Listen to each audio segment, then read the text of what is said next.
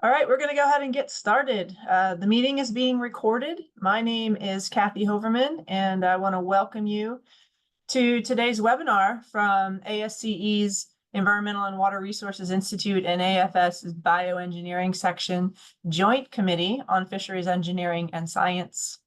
The webinar is being recorded and will be available for future viewing on our YouTube channel. The series began in 2015 to share information of aquatic organism passage, dam removal, fisheries improvement, community and stakeholder engagement, and other related topics.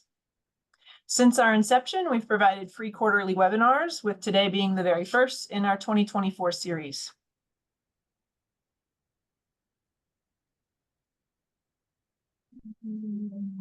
All right. So I mentioned the prior webinars. You can find them on our YouTube site. You can also sign up for our outreach so that you can be notified of other webinars, upcoming webinars, and other elements coming out of the Joint Committee.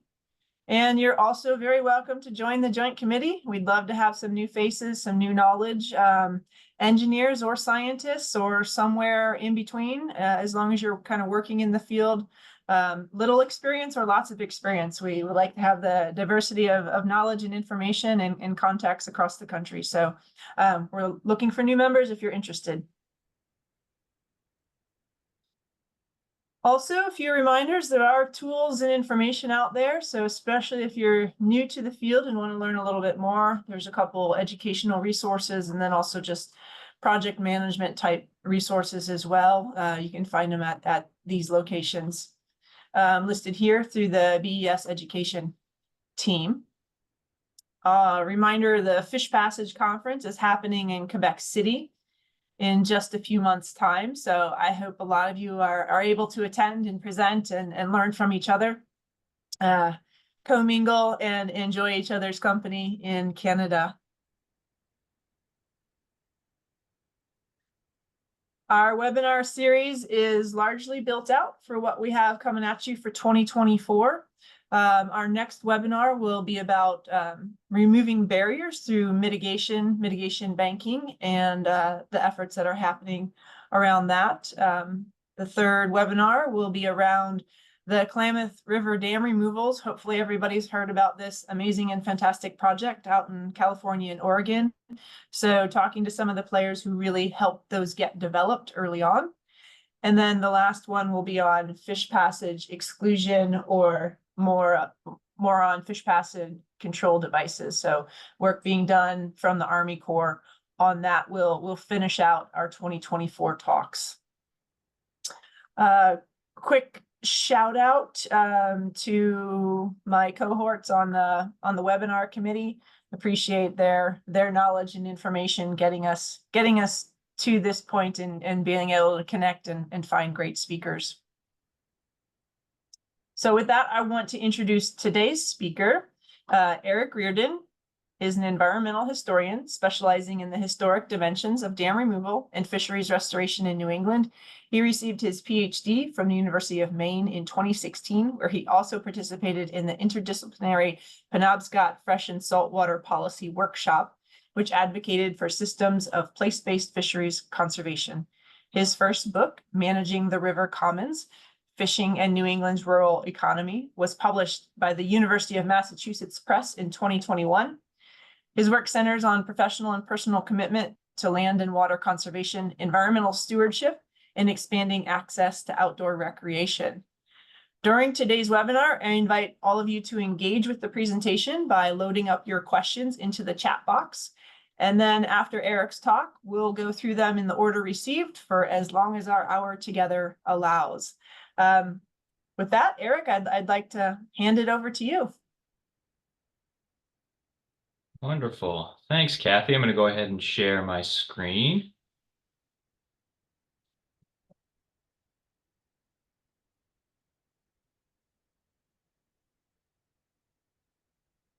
Just give it a second. It's been a little delayed. Should be a second. While I'm waiting here, thanks so much to the Joint Committee of Fisheries, Engineering, and Science for inviting me to speak with you all here today. thank you in particular to Andy and Rachel on the webinar committee for reaching out and giving me this opportunity. There we go. I suspect that my talk today is going to be a little bit different from what folks are perhaps used to in this webinar series, and that I'm an environmental historian, and the way I engage with these issues is really providing historical context that I hope can inform policy decisions around dam removal, the prioritization of ecological health, sustainable fisheries, indigenous sovereignty over traditional waters and homelands.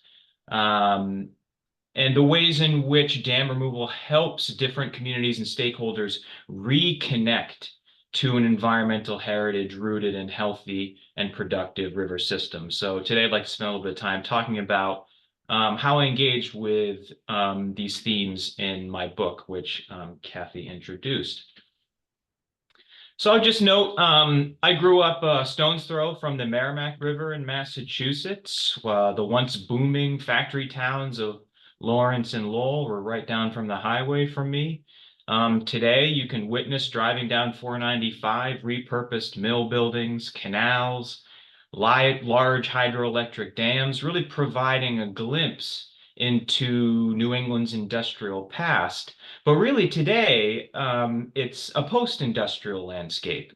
And those kinds of transformations and transitions really sparked an interest for me in how humanity has transformed the natural world, and particularly river systems, over the centuries. And really, the more recent effort to remove dams, restore native fisheries, this has, always interested me as a historian to try to figure out how far back can I push this phenomena. And I was always suspicious that this cannot be a new environmental ethic, say, of the mid-20th century, late 20th century, but I always suspected it goes back much further than that. So alongside efforts to clean up pollution, environmental conservation groups, Native American nations, scientific managers, as I'm sure everyone in this webinar knows, have been working to restore native species of fish to their historic habitat. And so I pursued my graduate work, as Kathy noted, at the University of Maine. I lived on the banks of the Penobscot River, and I got to witness firsthand. The slide decides to advance here in a second. I got to witness firsthand the realization of a decade-long dam removal and river restoration program on the Penobscot River. An organization called the Penobscot River Restoration Trust organized the removal of two dams on the Penobscot River. One, the Great Works Dam at Old Town, Maine. That was in 2012, 2013, the removal of an additional dam downstream, the VZ Dam on the lower Penobscot. The Restoration Trust also organized the construction of a stream-like bypass channel around the Howland Dam, which was further north in 2016. These and other projects collectively opened up approximately 1,000 miles of previously obstructed habitat for native anadromous species, as you see from the map here.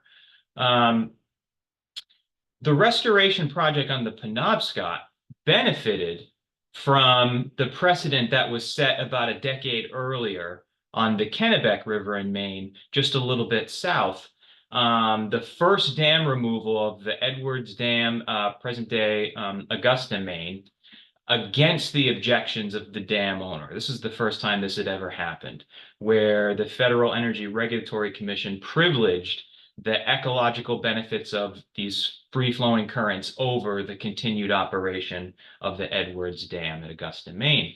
And so I would just quickly note that with these two projects, by any measure, they've been just an incredible ecological success story. The return of nearly 1 million alewives on each river every year. We're seeing increases in populations of American shad. We're starting to see slowly rebounding populations of Atlantic salmon on the Penobscot River.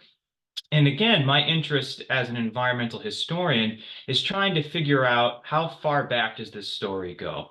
And so my interest in these dam removal projects goes pretty deep here into New England's historic migratory fish habitat. And so my book really argues that these recent dam removal efforts are connected to a rich history of river conservation that extends back to the colonial period in New England. And so for New England, dam removal projects on the Kennebec and Penobscot rivers, for me, have revived a historical narrative in which coalitions of local stakeholders, governing authorities are working together to promote healthy riparian ecosystems. And this level of cooperation happens to mirror 19th century patterns of river conservation. The construction of large industrial dams on main stem rivers throughout New England in the early 19th century provoked strong reactions from farmers, from fishermen, from millers, from indigenous nations, all of whom feared the kind of wholesale environmental change would negatively impact their communities. Of course, we know today these kinds of rural coalitions ultimately failed to prevent that transition to an economy organized around industrial manufacturing. But the feeling that such dramatic tinkering with the natural course of inland waters, the feeling that that could cause significant damage, that never went away. So, to my mind, for this reason, historical attention given to rivers and the disruptions posed by commercial overfishing or by the installation of industrial dams. This needs to be woven into this more modern story of environmental restoration. Whether folks are aware of it or not, folks who are invested in the project of dam removal and river restoration are operating within a context that stretches back to the conservation efforts of pre-industrial communities, particularly in the case of New England here. Suspicions of dams as a disrupting force for ecological stability is not a new phenomenon. Up until the 19th century, coalitions of rural New Englanders opposed dam construction and the resulting degradation of migratory fish habitat.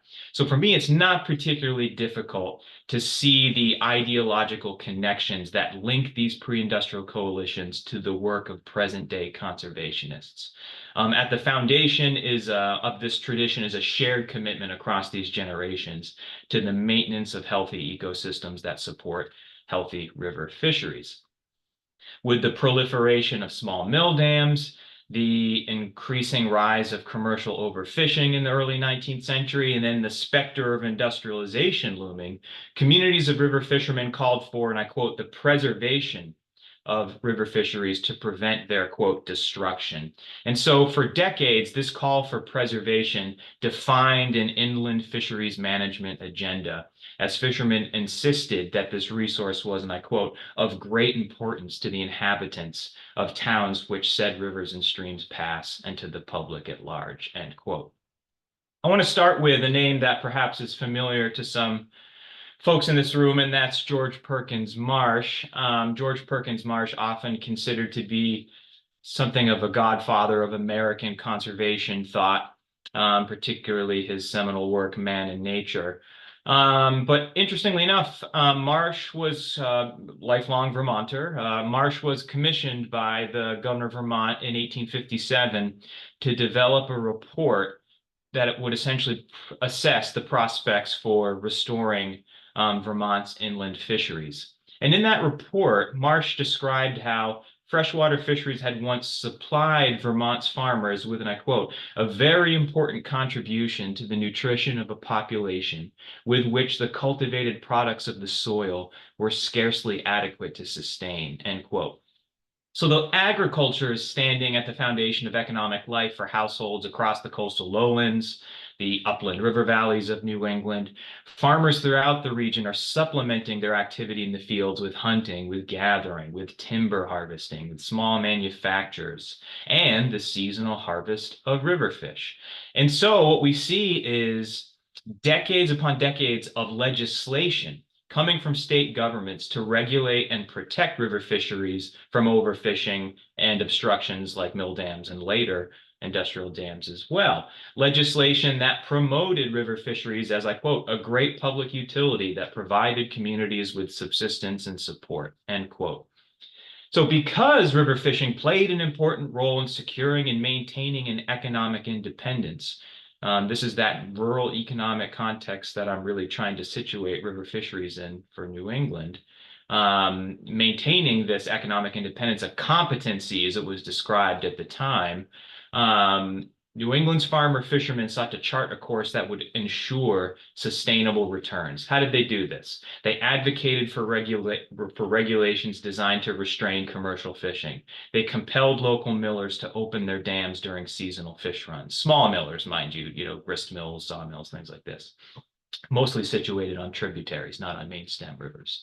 They even, surprisingly, from my perspective, defeated corporate proposals to erect industrial dams in the early 19th century, overall asserting what I would argue is a traditional vision of resource rights rooted in the culture of the commons.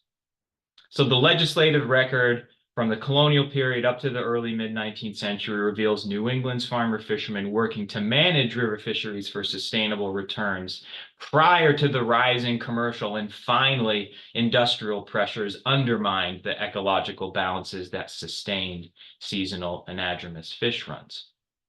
So here's the example that I wanted to bring to the table today. Just one of many examples in my book of coalitions of rural producers resisting this transition to industrial manufacturing, resisting the corporate takeovers of rivers that they understood to have traditional common rights to.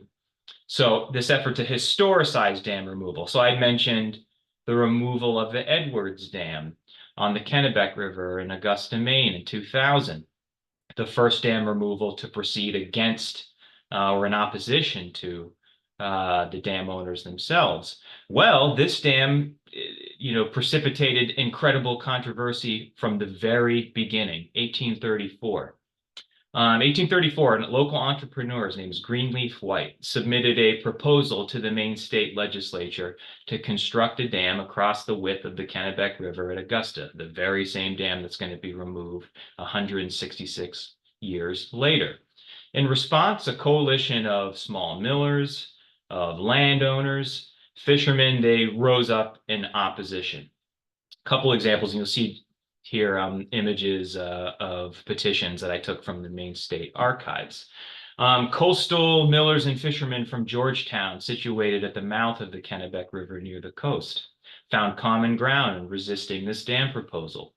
They found that both of their economic fortunes were inextricably linked to the river. Residents of Georgetown wrote, and I quote, "They and their fathers have from necessity been compelled to seek employment other than that of agriculture, as their soil would not repay the expense of very general cultivation. They have been forced in a great measure to seek other means of subsistence. And the destruction of their fishing privileges would be infinitely more disastrous in its consequences, since a large number of citizens derive their only subsistence from the salmon, shad, alewife, and cod fishery."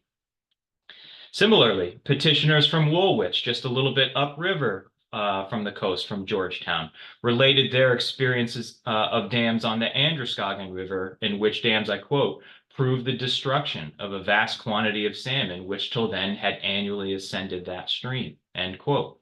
They had no reason to doubt that the outcome would be any different on the Kennebec, and I quote, "Should the Kennebec be obstructed by a dam from shore to shore, we believe the various tribes of fish visiting its waters from year to year, affording employment and sustenance to thousands of our fellow men, would be cut off at a stroke," end quote. According to these petitioners, economic security for these riparian coastal communities depended on free-flowing currents.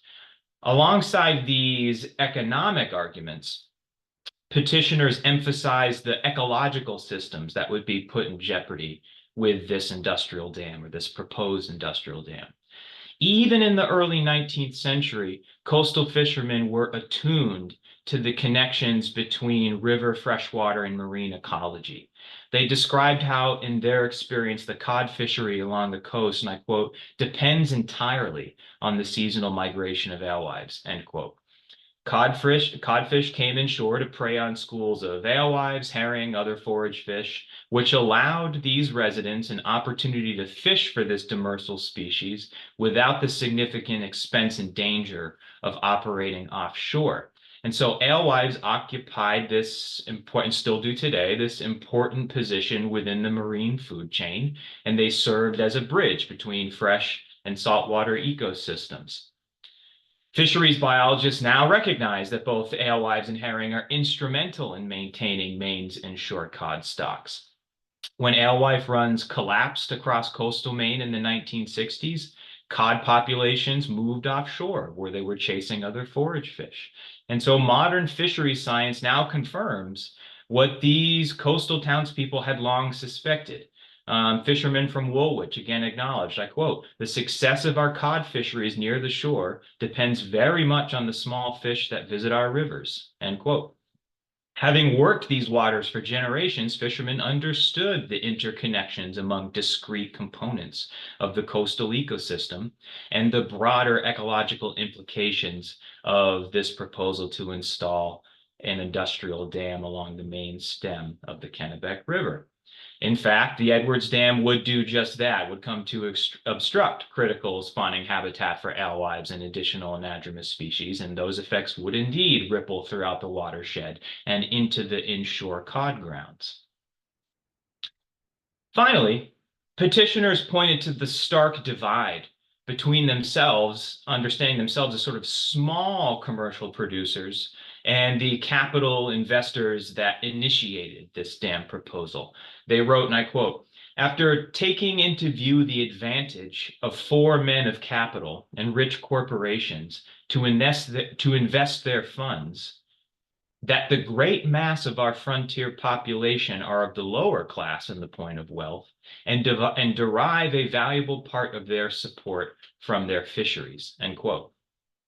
So this was not some local miller obstructing fish runs on a tributary with a small mill dam. This, as these petitioners understood it, was a wealthy collection of corporate investors seeking to capitalize on the manufacturing boom and in the process undermine their traditional economic landscape. So petitioners appealed to the state legislature, noting that they historically enjoyed support from state policymakers in protecting river fisheries. And they wrote, and I quote, the care with which preceding legislatures have protected the fish. And in fact, by a grant to the petitioners, the many would be injured, whilst the few might be benefited, end quote. Petitioners are framing this dam proposal as an irreconcilable clash between public benefits and narrow corporate interests. Now, state authorities have the difficult task of sorting through conflicting testimony and delivering a decision that would, without question, produce winners and losers. This is a zero-sum conflict for these parties. There's no doubt that this is going to be especially difficult in a climate of competing visions as to what exactly served the best interests of the public at large, of the Kennebec River community, and not simply the small group of wealthy entrepreneurs. So February 20th, a special committee of the Senate and the House of Representatives of Maine convened to review Greenleaf White's original petition to incorporate what would become the Kennebec Mill Dam Company.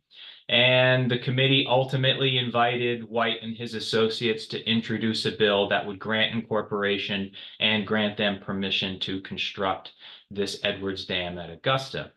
When the dam was completed in 1837, contemporaries estimated that Augusta was destined to become one of the largest manufacturing cities in the entire nation. I don't think they ever rose to the level of a Lowell or a Lawrence or some of the southern New England manufacturing towns, but nevertheless, significant manufacturing operations followed the construction of that dam.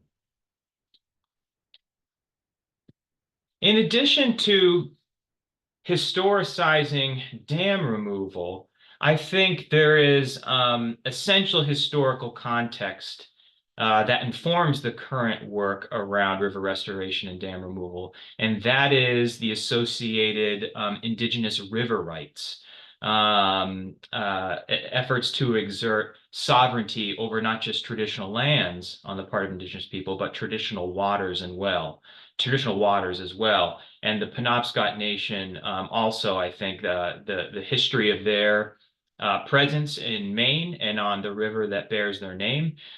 This was absolutely essential context that really helped push forward the Penobscot River Restoration Project. And though much of indigenous knowledge is often transmitted, orally, they were taking advantage of opportunities to petition the state government alongside some of these other rural Euro-American communities. And their target was commercial overfishing. So I think most folks recognize who are operating in this river restoration space today understand that there are historic impacts associated with dams, dislocation from traditional waters and traditional resources, disconnection of indigenous river and fishing rights that are often codified in state and federal treaty agreements. And dams served as a mechanism to really disrupt those rights that were codified in state and federal law. So the example I want to bring here today, January of 1821, representatives from the Penobscot Nation, one of the 5 tribes of the Wabanaki Confederacy, petitioned the Maine House of Representatives to pass regulations to restrain overfishing. And they wrote in the petition, that couple images that I have here on the slide, they wrote, and I quote, "In the days of our forefathers, the great plenty of fish which yearly came into the waters of our Penobscot River was one of the greatest sources by which we obtained our living and has so continued," end quote. "This all changed," and I quote, "when our white brethren came amongst us. They settled on our lands and near the tide waters of our river. Every year they've built so many weirs and caught and killed so many fish that there are hardly any that come up the river where we live," end quote. So the overfishing that they're describing here is not only affecting the indigenous community's material subsistence, but also the foundations of their cultural traditions as well, disconnecting them from a resource that they, and I quote, "always considered as sent to us by the great God who provides for all his children," end quote. So this spiritualization of the environment here stands in stark contrast to the commercial ethic of weir fishermen in the tidewater and the estuary of the Penobscot River. Indigenous environmental knowledge embedded within animistic spiritual traditions encouraged reciprocity and respect between the human and non-human worlds. And so towards that end, the Penobscot in this petition called for more sustainable fishing practices aligned with their traditional, quote, "use of very small nets and spears," end quote, a practice that you'll see depicted in this engraving from 1855, state of New Hampshire state seal in 1855. You see the practice of indigenous spearfishing here.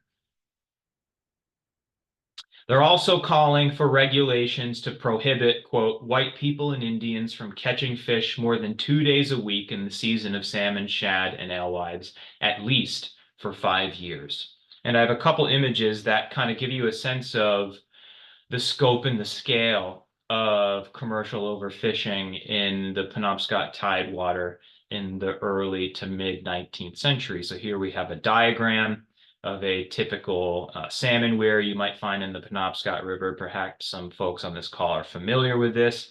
You'd see a fence that be constructed from the shoreline out into the middle of the channel, typically made of brush or perhaps stone sometimes, and this series of increasingly small pounds that would funnel fish into the lower 2 parts of the structure where folks could come by in boats and just sort of scoop them out with scoop nets. So this is what you might expect a traditional salmon weir to look like. From U.S. Commission of Fish and Fisheries report from the Commission 1872-1873, Here we have a map of the upper Penobscot Bay, lower Penobscot River, and hopefully folks can see these sort of lines or hash marks that dot the shoreline on either side here, and also within islands in Penobscot Bay. Each one of these lines or hash marks represents either a weir or a pound net. And so I labored to count each of these individually some time ago and came up with a figure of some 130 individual weirs and pound nets, giving you a sense of sort of the scope and scale of the commercial pressure that continued on the lower Penobscot River, upper Penobscot Bay, well into the 19th century by the time this report was issued in 1872, 1873.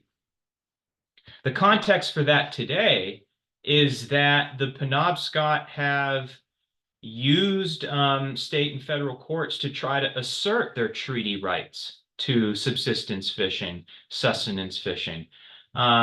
These are rights that they go back centuries in their relationships with Euro-American colonial governments. But as you might imagine, for almost 200 years, large dams, legacies of industrial pollution have really prevented the nation from being able to exercise those subsistence fishing rights that are instantiated in their treaties with state and federal government. And so the Penobscot Restoration Project has hopefully brought the nation one step closer to realizing fishing rights long established in their cultural traditions, long established in their treaty agreements with the state and federal government. But state and federal courts have not been very receptive, unfortunately, from my perspective, to their arguments that their traditional homeland actually extends into the water of the river that bears their name and not just the shoreline. And so they have been making efforts to call for stricter pollution controls on the Penobscot River so that they can actually exercise those treaty rights. So I would just note in closing a couple anecdotes that might interest folks. 1849, Henry David Thoreau publishes his book, A Week on the Merrimack and the Concord Rivers, a really interesting text where Thoreau is sort of relating his journal entries and sort of he's taking note of changes in the land and water. A region that has been so heavily impacted as really the birthplace of the American industrial manufacturing economy, a landscape and watersheds that have been so thoroughly transformed. He's really lamenting those changes and these transformations and feeling really alienated from the Concord and Merrimack rivers of his youth. And he's lamenting the disappearance of river fish as well. And he was hoping that, and I quote, after a few thousand years, if the fishes will be patient and pass their summers elsewhere, nature will have leveled the Billerica Dam and the Lowell factories, end quote. Well, nature hasn't leveled that dam or the factories. They've been repurposed for hydropower, for loft apartments and commercial spaces. But we're seeing Thoreau's hopes and dreams play out on other watersheds. We're seeing this remarkable turnaround in the last several decades that's shifting the narrative once again in the favor of the fishes, as Thoreau hoped it would. In scientific circles, increasingly accepted by the general public as well, healthy freshwater ecosystems are increasingly linked to biodiversity, particularly native biodiversity. As such, anadromous species are beginning to reclaim their position as symbols of stable and productive river systems in New England. One more anecdote I wanted to bring up that I think is kind of interesting and somewhat humorous. Mid-19th century, back in Great Britain and England, there was talk of amongst sort of like the English gentry and the sport fishing class. There was talk that salmon really could only survive under what they called the cold shade of aristocracy. They said, and I quote, "Salmon flourish under the cold shade of aristocracy. Democracy, as in Canada or the United States, is death to him," end quote. Of course, it's maybe not surprising that British anglers are not missing this chance to sort of highlight the failures of American fisheries conservation in the mid-19th century and extol, British good governance, aristocratic governance as a viable alternative. But it seems that if democracy once played a part in the decline of river ecology, over the past several decades, networks of conservation groups, resource managers, indigenous nations, local stakeholders, they're pushing for these new environmental policies that, are being pushed forward by democratic energy. And it appears that this kind of grassroots democratic energy can equally restore degraded river systems. And I think these more contemporary examples of river restoration in New England and across the nation bear out this more optimistic vision for the future of rivers, not just in New England, but perhaps across the nation as well. So I think for the sake of reserving time for questions, Kathy, I'll end it there, and I'm happy to solicit and answer questions from the audience. Thank you so much, everyone. Appreciate it. Great. Yes, thank you, Eric. That's lovely. We do have 2 questions already lined up, so let's go ahead and get started on that. So folks, please add some more questions in. Eric's left us actually a lot of time to ask questions. So usually we don't get the joy of this much time to ask questions. So here's the first one. Was there any substantial evidence of any organized political social body that formed between Penobscot or other indigenous nations and local Euro-American groups to oppose the capital-led dams? Any efforts to create such a coalition or efforts to disrupt it?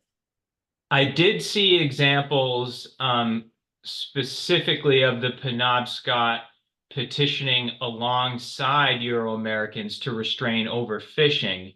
I could not find any evidence of significant resistance to the damming of the Penobscot River in any ways that were analogous to the Kennebec. But I did find examples of sort of small, upland fishermen who felt similarly aggrieved by overfishing in the tidewater in ways that really mirror the arguments of the Penobscot Nation around the same time, early 19th century.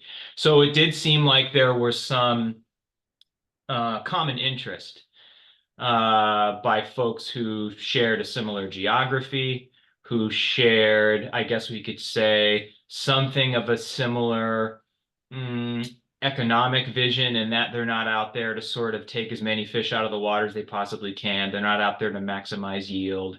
They're incorporating this resource into sort of the constraints of their own economic culture. And while they're not completely synonymous in terms of indigenous and Euro-American, I did find some connections along those lines. Cool. Okay. The next one. How might these lessons be applied to the Army Corps of Engineers dam and levee flood control projects? Oh goodness, if I knew more about that, I might have a better answer for you. But I think my argument in general is that historical context can be leveraged in the present day with these kinds of projects.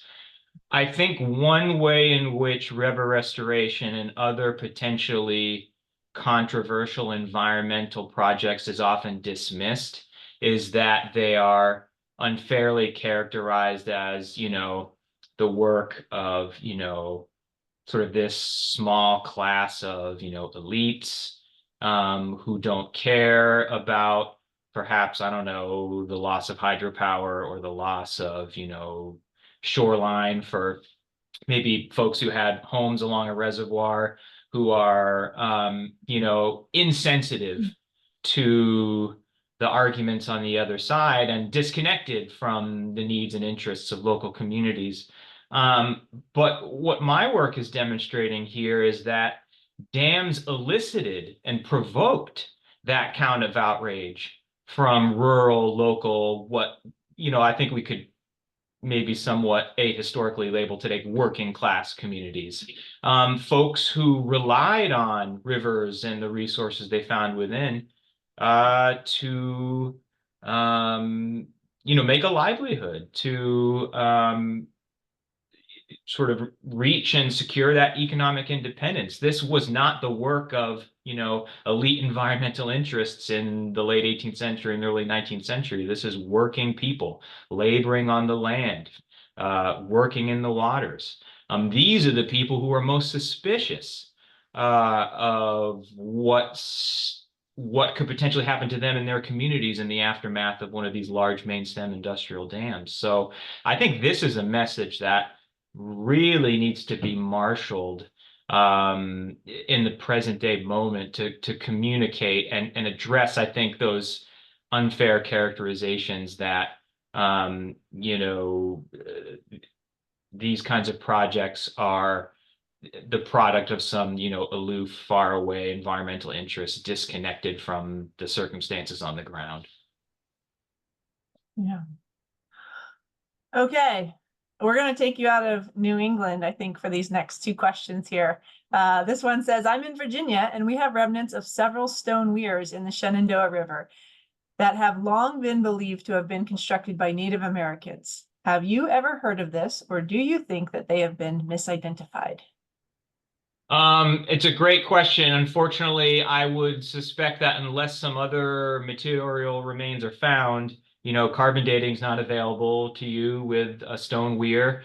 Interestingly enough, not to bring it back to Maine, but not to drag the conversation back there, but to my knowledge right now, the oldest discovered weir complex was found on the Sebasticook River in Maine, and remnants of a brush weir found embedded within, yards and yards of lake sediment. 5,000 years old, the oldest parts of that brush weir carbon dated to.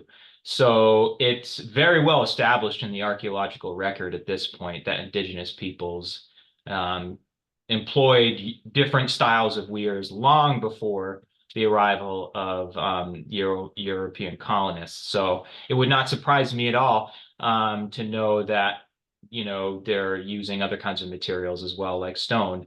It's difficult to get a firm date with that unless you're finding other material objects that, you can date nearby that would be associated with that weir. All right, as promised, still taking you out of New England here. Can you speak to regional differences in historic and modern responses to dams and their removal? Does the New England experience bear on perhaps the Mid-Atlantic? The principal difference for Mid-Atlantic and the South for the colonial period in the early 19th century is the dynamic of slavery, actually, in the slave system. So where in New England, the motivation is really, production for economic independence, soils don't accommodate the rise of plantation economies. You do see incredible commercial pressure on offshore fisheries in New England in the colonial period, 19th century, of course, but not really for river fisheries. And so in the South, slave plantation owners incorporate rivers and river fisheries into their productive operations. And they actually employ slave labor to work seines and other large nets, to operate weirs, to install small mill dams, so they can have that real, vertical integration of all elements of their production under the umbrella of their control. And so that's the real critical distinction when we're talking about the history of river fishing and inland fisheries management before the Civil War. For the South, it is an effort to maximize production and take as many fish out of the water as you possibly can, because that commercial ethic is far more ingrained within the regional culture than it is for, these inland rural communities that I'm studying in New England. Great. All right, can you describe some of the earliest rules or regulations regarding river connectivity? Were there rules in Europe pre-colonization? Yep, no question. The culture of the commons is in many respects a kind of a British tradition. And of course, there's an indigenous context there that, I think is important to recognize. But at least as it relates to fisheries management, it does go back to Great Britain. And there were laws that millers had to open their dams or sluice gates during seasonal fish runs. They were prohibited from obstructing channels and tributaries during seasonal fish runs. There were mill acts that would um, require restitution payments for riparian landowners who would have their lands flooded by the installation of a small mill dam. Was required restitution if a miller was obstructing seasonal fish runs to the fishermen. So there absolutely is a legal precedent that is transported with English colonists into New England. And that really informs the development of a unique kind of new world inland fisheries management. But the culture of the commons is transported as well. So some of the very early legal frameworks that governed Massachusetts Bay Colony established free fishing and fouling and navigation within the navigable stretches of all rivers. So essentially free areas where anyone, could fish and hunt birds and, navigate their boats up and down. So the culture of the commons is brought over some of these early legal precedents, disallowing the obstruction of seasonal fish runs is brought over. And then I was trying to think, there was one other example. Use limits. That's the critical distinction here for inland fisheries management in the 19th century. It's not about it would be unworkable, as it is in many respects today, to track, physical harvests, how many fish are being taken out of the water, but limiting and restricting the use of the resource, when fishermen can access the resource, under what conditions, with what kind of gear, what days of the week, what times of the day. So these regulations that really put constraints on when and under which circumstances fishers can engage the resource. Great.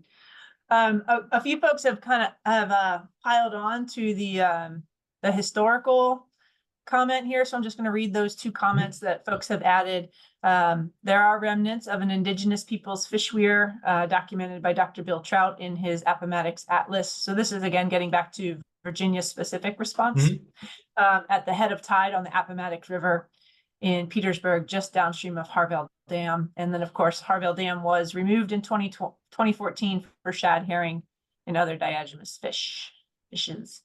One other comment on that: archaeologists previously found much older indigenous encampments and artifacts, and dated by carbon remains to a nearby stone weir on the Ashuelot.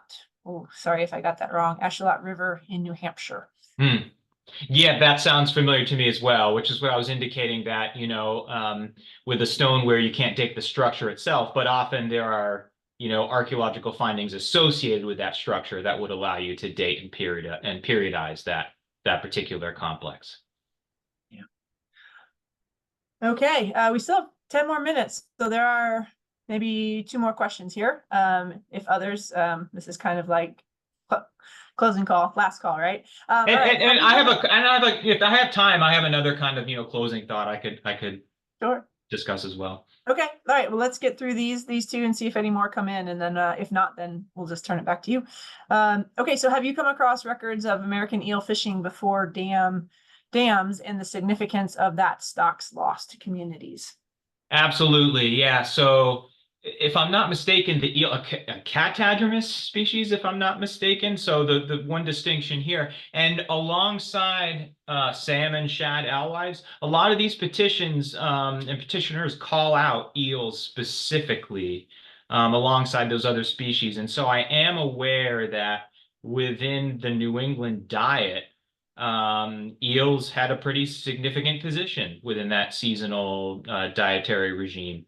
And I would imagine that eels are similarly impacted by these obstructions to their spawning habitat, and similar to shad, alewives, and salmon. And petitioners were calling that out. And there's been some really great sort of food studies scholarship about the seasonal round, the seasonal nutritional cycle in New England and early America writ large. And it's interesting to find eels are something that we can identify in the evidence and the source materials. That's something that riparian communities found significant enough to petition state legislatures to call for some kind of measures to prevent the collapse of that fishery. Mhm. Yeah. All right. So there's one more, just this is the comment, and maybe you have a comment on it on top of it as well, Eric. But then after this, we'll hand it back to you for any closing thoughts here. So the comment is the difficulty in realizing the historic and indigenous values of rivers and migratory fish runs is derived by the loss of tribal ecological knowledge, at least in some regions, plus the challenge of so many competing uses of rivers in the extent of homeowners along rivers. NIMBYs are noted, so not in my backyard, that is, and it's a great challenge right now. And I absolutely agree. And the example I brought of the Penobscot Nation, they're working hard to reconnect to those practices that were central to their culture and their life ways. And I obviously can't speak, for these indigenous nations, but I know the great difficulty that comes along with historically the efforts to,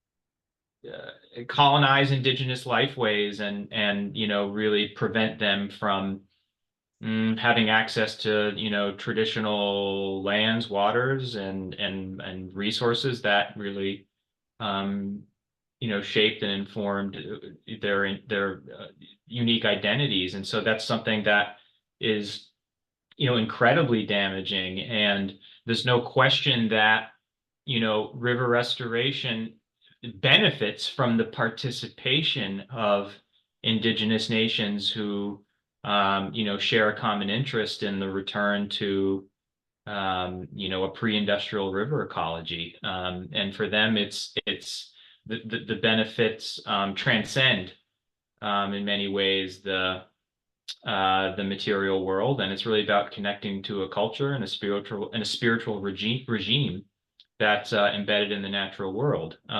So I think the Penobscot River Restoration Project would not have succeeded were it not for the participation and the leadership of the Penobscot Wabanaki community themselves. And I think that's probably an important lesson for similar projects that are taking place right now, as you mentioned, Kathy. There was a second part to that question as well, or that comment as well, that is escaping me at the moment. I think it's just the follow-on was just that it's challenging right now. Yeah, and there's no question, and that kind of takes me back to this idea that I think historical context is really critical in helping to sort through some of those competing interests that the commenter, that the questioner had identified, and that when we're looking at the interests of communities in restoring fisheries and restoring free-flowing currents and channels, it's about, for me, reconnecting to an environmental heritage that's embedded within these watersheds. And we suffer from sort of the classic shifting baseline syndrome of, accepting degraded and transformed ecologies as somehow natural or normal. But we have historical evidence that tells us otherwise. We have historical evidence that establishes some, if not strong quantitative baselines, pretty strong qualitative narrative evidence for abundance of fisheries prior to industrialization. I don't think we need except degraded rivers and extirpated fisheries. That, the work to bring back these species is a noble effort to connect to something that's really important in the American identity. And if nothing else, prove British aristocrats wrong, right? That no, democracy can, democratic energy can, renew these environments and make them productive once again. And I guess my last thought, Kathy, the thing that I found most shocking in my research, and I gave the one example here on the Kennebec River of that rural coalition making the argument, don't install this dam, but they're disregarded essentially. I found examples 1801 and 1811 of these coalitions defeating proposals to install industrial dams with those similar kinds of arguments. So I think that's a language of suspicion of dams. That's something that needs to be further researched and integrated into conversations around dam removal. People from the very beginning were cautious about the environmental consequences of obstructing the entire width of the main stem river. And so that's something that I think really needs to be integrated into the discourse of dam removal today. So I'd end it there. Yeah, that's great. Somebody did ask where they can buy your book, and I just found two quick links on University of Massachusetts Press and Amazon. Is there one of those links you prefer people to buy from more than others if somebody wants to purchase Yeah, the I'm book? sure the press would prefer you buy it from them, but I don't have an axe to grind in that front. So Okay. Well, we really appreciate your time. I will say we do have 3 minutes left, and somebody did sneak in a question of if you can explain a little bit more, talk a little bit more on the European roots of the commons. Mhm. And so maybe if you're willing to give 2 more minutes, just give a little more background there. Yeah, I actually have a quick slide on it here. The commons, there's a historic context in a variety of different European cultures, common meadows to graze livestock, common waters where you had rights of fishing access. Those are, a couple of the principal examples that are often brought forward. But the commons were tightly managed by not only sort of community norms and values, but often, aristocratic top-down sort of constraints and regulations around similar kinds of things. Who is afforded rights of access under what circumstances and things of this nature. And this has often led to what's been described as the commons problem by a lot of scholars, which is that if you have a resource that is open access where it's difficult to exclude people who you feel like don't have rights of access, where the resource is defined by subtractability, where one unit of resource for me is one less unit of resource for you, this typically ends in what's often called, the tragedy of the commons, right? And so historically, you can find plenty of examples of people who exhaust and overuse resources. And that example of communal mountain meadows is often brought up that, one farmer wants to bring one more livestock onto the meadow and graze the meadow. And then the other farmer says, well, I want to do that too. And then you get sort of the cascading narrative of depletion. But there's been some really interesting scholarship lately to show that culture, values, norms, traditions actually shapes the outcome of commons problems and can lead us in the direction of sustainable use. And so there are examples of history to show that as well. That we have examples of resource users who are conscious of the long-term consequences of their impact on the resource and manage their productive relationship with that resource accordingly. So lots of interesting historical examples. If I had more time, I'd be happy to get into. But yeah, this is, one piece of literature I could recommend if someone wants to dig into this a little bit more. Awesome. Well, we are going to stop there. Sounds like you could talk and some others on chat. Sounds like you all could chat for a long time on this, but thank you so much for presenting today and kind of giving us a peek at a little different side of things. I really appreciate your participation in the webinar today, and everyone's been enjoying it. They're saying their thanks on the chat. So thanks so much, Eric, and thanks to everybody attending. We'll see you again in a couple months' time. Thanks, Kathy. Thank you, everyone.